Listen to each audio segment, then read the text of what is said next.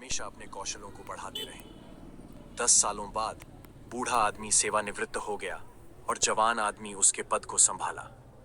एक दिन जवान आदमी अपने पूर्वज के पास गया।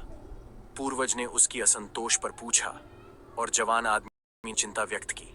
उसने कहा, मैंने आपकी सलाह को पूरी तरह से अनुसरण किया है, फिर भी मुझे प्रमोट क्यों नहीं किया गया है? पूर्वज ने पूछा, क्या आपको लगता है कि आप कारखाने में अनिवार्य हैं? उसने उत्तर दिया, हाँ। पूर्वज ने सलाह दी कि वह एक दिन की छुट्टी ले और खुद को आराम दे। जब वह वापस आया, प्रबंधक ने उसे बुलाया और उसे प्रोन्नति दी, जानते हुए कि उसका काम महत्वपूर्ण है।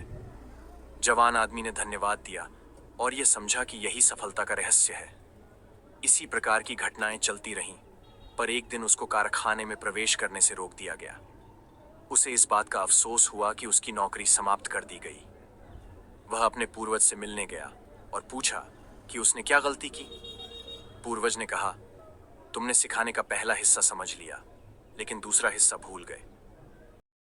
जीवन में संतुलन की महत्वपूर्णता समझी और अब उसने इसे अपनाया। उसने कहा, तुमने सिखाने का पहला हिस्सा समझ लिया, लेकिन दूसरा हिस्सा भूल गए। जवान आदमी ने आश्चर्य से पूछा, दूसरा हिस्सा क्या है? पूर्वज ने उत्तर दिया, जब बिजली की बत्ती हमेशा जलती रहती है तो कोई उसे ध्यान नहीं देता, लेकिन जब वह बुझ जाती है तो सभी ध्यान देने लगते हैं। तुम इस सिद्धांत को ज्यादा लागू करने के चक्कर में हर बार छुट्टी लेते जाते थे। जवान आदमी ने समझा कि वह अब जो कुछ भी कर रहा था वह उसके अहम होने की भूल थी। पूर्वज ने कहा, जीवन में संतुलन की खोज में रहो और वही आपको संतुलन प्रदान करेगा। आज ही अपने अच्छे अनुभवों के लिए धन्यवाद दें और अपनी मूल्यवान प्रतिष्ठा को समझो, लेकिन कभी भी अपने काम को ठप करने की